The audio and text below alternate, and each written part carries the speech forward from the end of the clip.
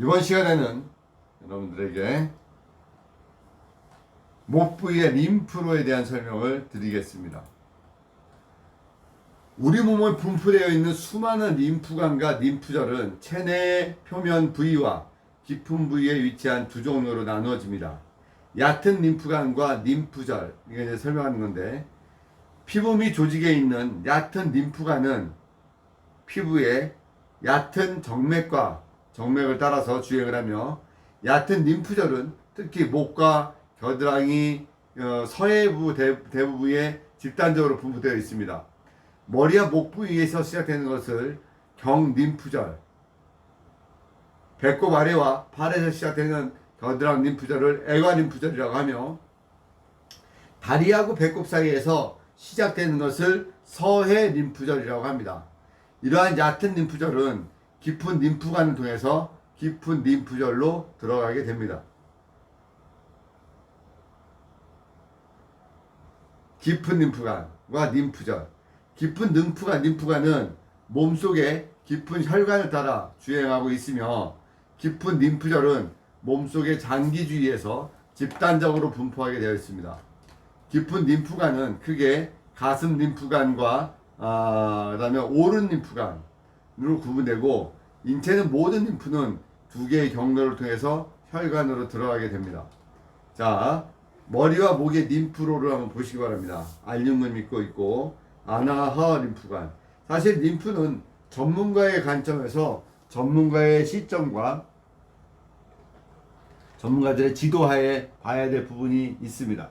근데 우리가 지금 림프를 보면서 이게 이렇게 분포가 되어 있구나라는 그림을 알고 계시면 고객 관리하실 때 좀 더 생각과 그런 것들이 진행될 거라고 생각될 것 같습니다.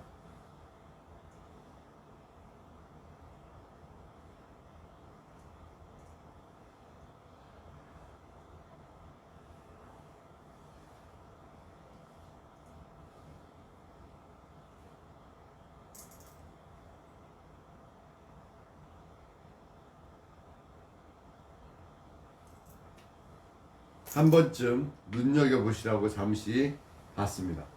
림프 설명, 그림들도 보시게 될 겁니다. 자, 대뇌의 구조와 기능입니다.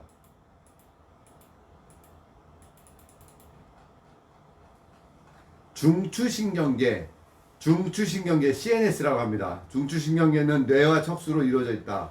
뇌는 아래로부터 숨뇌, 다리뇌, 소뇌, 중간뇌, 사이뇌, 대뇌로 되어 있다. 그중 숨뇌, 다리뇌, 중간뇌는 기능적으로 밀접하게 연관되어 있으므로 합쳐서 뇌줄기, 브라인스템, 뇌간이라고 합니다. 사이뇌는 대뇌 깊은 부분에 있으며 중간뇌와 접하는 위치에 있고, 뇌줄기, 사이뇌 등을 발생학적으로 오래된 부위입니다. 대뇌 구조와 기능. 대뇌 반구. 대뇌는 정중면에서 두 개의 대뇌 반구로 나누어집니다. 대뇌 세로 틈새의 공간에는 대뇌 나시, 그러니까 경질막이 들어가 있고, 거기에서부터 뇌 표면의 정맥이 경질막 안에 위시상 정맥 동굴로 들어갈 뿐만 아니라 거미막 밑 공간을 활류해 온 뇌척수액도 이 부분에 거미막 과립을 통해서 경질막 안에 위시상 정맥 동굴로 들어갑니다. 대뇌 방구의 안쪽에 있는 공동 모양의 가쪽 뇌실에는 털 부스러기처럼 보이는 맥락 얼기가 있고, 맥락 얼기에는 뇌척수액이 생성됩니다. 뇌척수액은 맥락 얼기를 나온 후 대뇌 반구의 한가운데인 셋째 뇌실을 통해 거미막 밑공간으로 들어가 뇌와 척수를 한류해서 위시상 정맥 동굴로 들어가게 됩니다. 자, 그림 이쁘죠? 네, 하도 많이 봤던 여러분들의 그런 그림입니다.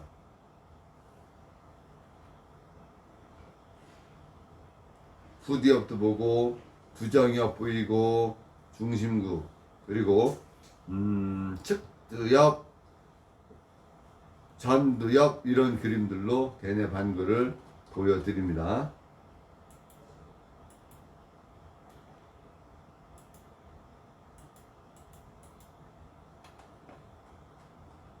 뇌의 부위와 주요 기능입니다.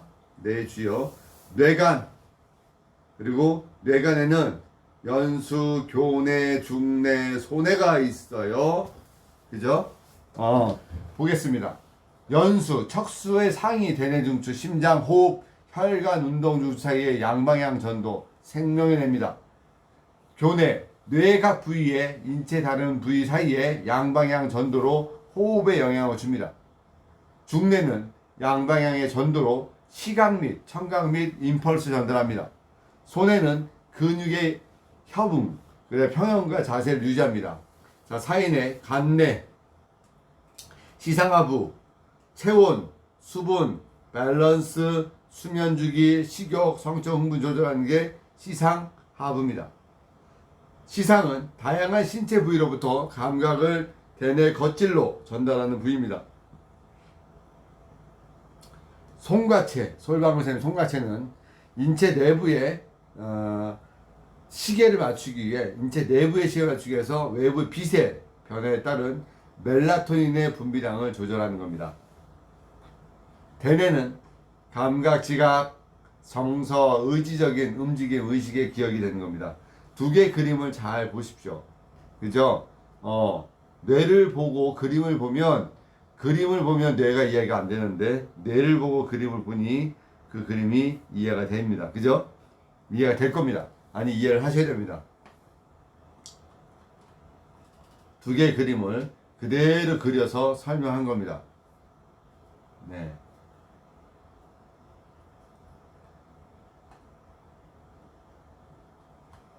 대뇌 겉질의 기능적 영역을 보여주는 겁니다.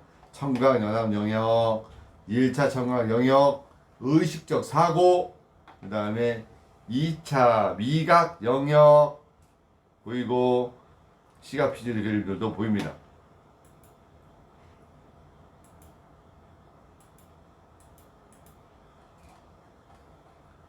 뇌고랑과 뇌이랑이다.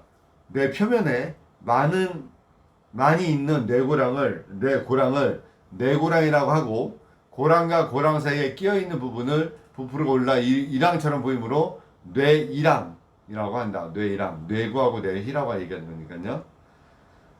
뇌고랑 중 임상적으로 특히 중요한 것은 중심고랑과 가짜고랑이다. 가쪽의 고랑, 중심고랑의 앞쪽 뇌이랑은 중심 앞이랑엔 운동신경의 중추가 있고, 중심고랑의 뒤쪽 뇌이랑인 중심 뒷이랑에는 감각신경의 중추가 있습니다. 가쪽 고랑은 실비우스 고랑으로 관자엽과 섬이랑 사이의 고랑입니다. 이마엽, 마류엽, 뒤통수엽, 관자엽, 대뇌를 가쪽으로 보면 크게 이마엽, 마류엽, 뒤통수엽, 관자엽의 네 부분으로 나눠진다. 대뇌는 부위별로 담당하는 기능이 완전히 다르다. 브로드만은 대뇌 겉질의 기능에 따라 구분해서 지도를 만들었다. 해마를 포함한 대뇌 가장자리 계통은 최근에 생긴 기업과 관계가 있다. 연합 영역, 뇌 4개 영역, 중심 앞 1항, 중심 뒤 1항, 1차 시각 영역, 1차 청각 영역은 감각신경 섬유를 직접 받아들이거나 운동신경 섬유를 직접 내보낸다. 그 밖에 대뇌 부위는 감각신경 섬유를 직접 받아들이거나 운동신경 섬유를 직접 내보내지 않으므로 이들 영역을 연합 영역이라고 한다. 사람의 대뇌 연합 영역은 다른 동물, 특히 원숭이와 비교했을 때 비교가 되지 않을 정도로 거대하다. 예를 들어 안구로부터 시각신경을 통해 뒤통수엽을 1차 신경 영역에 도달한 시각 정보는 사진으로 찍은 일반 영상과 다름없지만 이것이 중심 뒤1항에 도달한 감각 정보와 연합해서 브로드만의 5에서 7영역에서 정보 처리되기 시작하면 문자인 경우 문자로 인식되고 천에 뚫은 구멍이 아니라 이것이 셔츠이고 구멍 속으로 머리를 집어넣으면 밖으로 머리를 나온다는 것을 인식하게 된다. 이 부위에 장애가 발생하면 인식불능증, 그러니까 실인증과 행위상실증, 실행증이 생긴다. 즉 이것은 단순히 사진과 같은 영상이 중요한 의미를 갖는 시각적인 정보로 변환되는 인식의 중요한 기능을 맡고 있다. 자, 뇌를 보겠습니다. 자, 연수, 순뇌 보이죠? 저 맨 밑에 교뇌, 저 뒤에 소뇌가 보이고요. 측두엽, 또 한번 보세요. 후두엽. 뇌가 중심 전내까지 쭉 한번 뇌를 눈으로 확인을 하게 됩니다. 이 부분은 어차피 여러분들 어렵다고 생각하는 부분이니 그냥 편안하게 보면 될 거라 생각하는 게, 내가 어려우면 남도 어려웁니다. 그죠? 내가 어려우면 남도 어려우니 그냥 우리 다 같이 어려운 거니 그냥 보면 된다. 이거에 인생이 바뀌지 않지만 스트레스를 받을 겁니다만 봅시다. 중심암이란 브로드만의 4영역, 운동 영역이라고도 하며 수위 운동의 최고 중추이다. 브로드만의 4영역을 보다 세밀하게 보면 신체의 각 부위에 대응해서 구분되어 있다. 브로드만의 1영역, 감각 영역이라고 하며 몸 감각의 최고 중추이다. 운동 영역에 거의 대응할 정도로 자신의 각 부위에서 오는 감각 자극이 정해진 영역에 전달된다. 브로드만의 17영역, 양쪽 눈으로 들어와서 시각 정보가 전해진다. 그러나 이 영역만으로 물건이 보인다고 할 수는 없다. 브로드만의 14, 42영역, 귀로 들어온 음의 정보가 전해진다. 그러나 이 부분에서도 단지 소리의 정보만 전해질 뿐이다. 브로드만의 대뇌 영역입니다.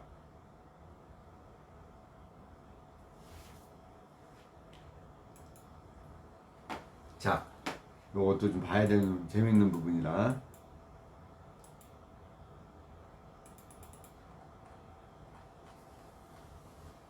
대뇌 겉질에 있는 신경회로망의 기능. 대뇌의 절단면에서 보이는 뇌 표면의 회색 부분이 겉질인데 여기에는 신경세포체가 배치되어 있고 뉴런의 모양에 따라 6층의 구조로 나타납니다. 뇌고랑과 뇌이랑, 뇌의 모두에 겉질이 있는데 대뇌 겉질에는 복잡한 신경회로망이 형성되어 있고 또 시냅스가 가소성에 의해 노인이 된 후라도 새로운 회로망이 될 수도 있다. 그림을 보고 글을 보겠습니다.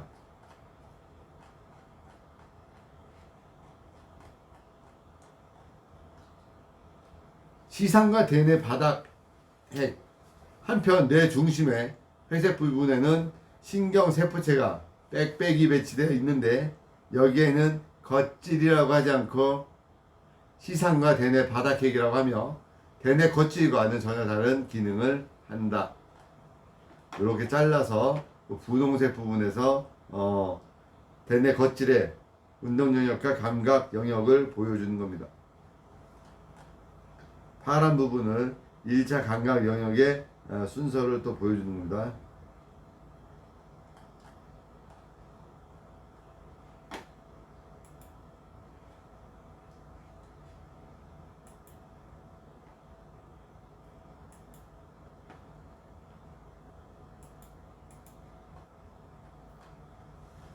백색질, 축삭의 주행.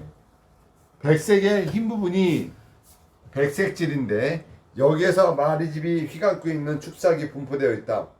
백색질을 주행하는 축삭의 방향이나 굵기는 다양하다. 가장 굵은 것은 좌우 대뇌반구를 연결하는 뇌들보, 뇌량이다. 기본적으로 좌우에 대응하는 대뇌 겉질 사이를 연결하고 있다고 여겨지지만 전혀 대응하고 있지 않은 대뇌 겉질과의 사이도 연락하고 있다는 사실이 주목받고 있다. 예를 들면 시각 정보이지만 좌우 1차 시각 영역에서 재현된 영상이라도 좌우의 뇌가 연결되어 있지 않으면 진정한 의미의 재현된 영상이 되지 않는다. 최근 연구에서 뇌들보는 여성이 남성보다 폭이 더 넓고 대량의 축삭에서 좌우 대뇌 반구에 있는 신경세포체가 연결되어 있는 것으로 밝혀졌다. 그 의미는 알 수는 없지만 성차에 따라 의해 뇌의 대두포수가 눈에 띌 정도로 다르다는 말이 진실로 밝혀졌다. 또한 축삭의 주행에는 대뇌 겉질에 있는 신경세포체와 시상을 잇는 주행, 시상을 중계하여 조금 떨어진 대뇌 겉질과 대뇌 겉질을 잇는 주행, 인접하고 있는 겉질과 겉질을 잇는 주행, 대뇌 겉질에서 척수까지 똑바로 한 번에 이르는 운동요령의 주행도 있어 이들을 질서정연하게 늘어놓았다. 시각정보와 청각정보의 전달로 청각정보는 안구의 망막에서 시각신경을 통해 다발이 된 가쪽 무릎체로 들어간다. 거기에서 시냅스로 다른 뉴런과 연락하는 축사귀를 그물처럼 펼쳐 뒤통수엽의 시각 중추에 이른다. 그물처럼 펴지는 이 주행은 비교적 옛날부터 잘 알려진 시각로체살이다. 한편 청각정보는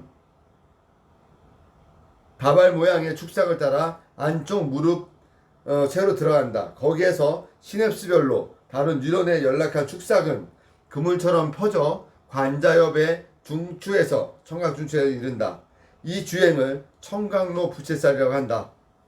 운동신경의 정보 전달로 대뇌 겉질의 중심 아비랑에서 뻗은 중추신경의 축삭은 속 섬유막을 통해 숨내에서 좌우 교차한 후 그대로 척수를 한 번에 내려가 척수의 2차 운동 신경세포체까지 뻗어 있다. 척수는 가쪽이 백색질, 안쪽이 회색질로 되어 있죠. 네. 자, 이렇게 대뇌의 이마 단면을 봅니다. 그림 한번 여러분들이 주의 깊게 보시고요. 자,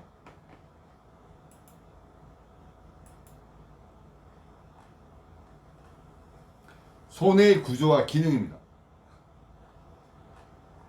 제가 이 그림 페이지는 다시 스캔을 떠서 올려줘야 될 것 같습니다. 마지막 페이지가 의도하지 모양도 같습니까? 손의 표면에는 대뇌와 비교할 수 없을 만큼의 많은 고랑이 수평으로 밀집되어 있다. 손해에서 고랑과 이랑은 모두 겉질이다. 손해의 겉질은 분자층과 과립층으로 나눠진다. 과립층에는 과립세포라는 원형의 작은 뉴런이 밀집되어 있다. 그리고 분자층과 과립층 사이에 거대한 뉴런이 있는데 이것이 푸르키네 세포이다. 분자층에는 푸르키네 세포의 세포체로부터 나무의 가지처럼 많이 나와 있는 가지돌기에서 많은 종류의 뉴런이 시냅스와 연락하고 있다. 손의 겉질 아래쪽에는 축삭으로 이루어진 백색 물질이 보인다.